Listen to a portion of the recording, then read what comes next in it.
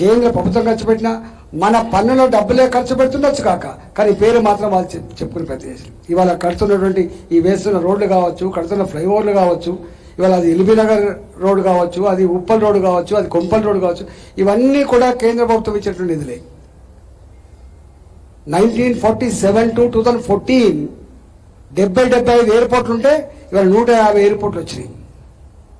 ఇవాళ national highways 1947 నుంచి వెళ్ళి 2014 వరకు ఎన్ని వేల కిలోమీటర్లు ఉందో ఈ 10 సంవత్సరాల కాలంలో అన్ని వేల కిలోమీటర్లు కట్టించి నేషనల్ హైవేస్ మనం చూస్తా ఉన్నాం. ఎంత ఫాస్ట్గా పోతున్నాం. ఒకప్పుడు కరీంనగర్ పోవాలంటే 4 గంటలు ఉండేది, ఒకప్పుడు నాగపూర్ పోవాలంటే 10 గంటలు ఉండేది, ఒకప్పుడు వరంగల్ పోవాలంటే 3.5 hours 4 hours ఉండేది. ఇవాళ 2 hours 1.5 hours పోయగలిగే పరిస్థితి వచ్చింది. అందుకని డెవలప్మెంట్ విషయం, ఇన్ఫ్రాస్ట్రక్చర్ క్రియేషన్ విషయంలో నరేంద్ర మోడీ గారు చేసినటువంటి పని ఇంత అంత కాదు. అన్నిటికంటే ముఖ్యంగా ఒక్కడి గుర్తు చేసి నేను ముగిస్తా. కరోనా వచ్చింది. మీకు తెలుసు కరోనా వచ్చినప్పుడు ఎట్లా వణికిపోయిందో. మీ రోడ్డు సాక్ష్యం.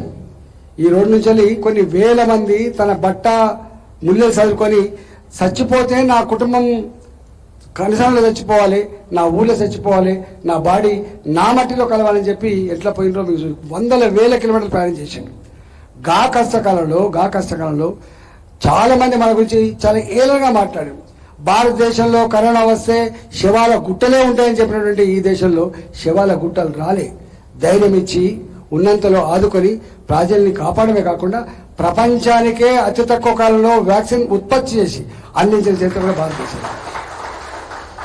ఎవరు ఊహించలే. జనరల్గా ఇట్లాంటి వచ్చినప్పుడు అమెరికా మీద డిపెండ్ అవుతాం, రష్యా మీద డిపెండ్ అవుతాం, ఇంకో జపాన్ మీద డిపెండ్ అవుతాం, కానీ మనంగా చేసుకోలేం.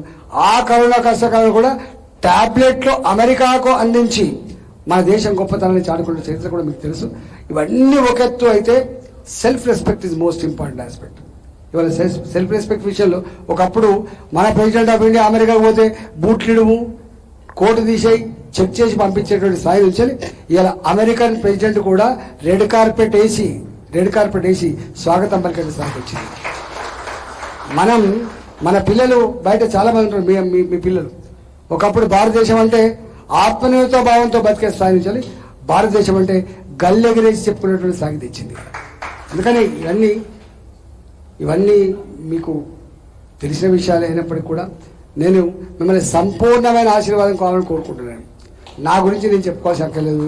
నేను 22 సంవత్సరాలుగా నేను మీ కళ్ళ ముందు ఈ స్థాయికి ఎదిగిన బిడ్డలు కాబట్టి నా గురించి అన్ని విషయాల పట్ల సంపూర్ణ. వారు వాటర్ స్కీమ్ లాంచింగ్ కోసం వచ్చింది, మిషన్ భగీరథ స్కీమ్ లాంచింగ్ కోసం వచ్చినప్పుడు ఆనాడు ముఖ్యమంత్రి కేసీఆర్ గారు 2 కోరికలు కోరిండు.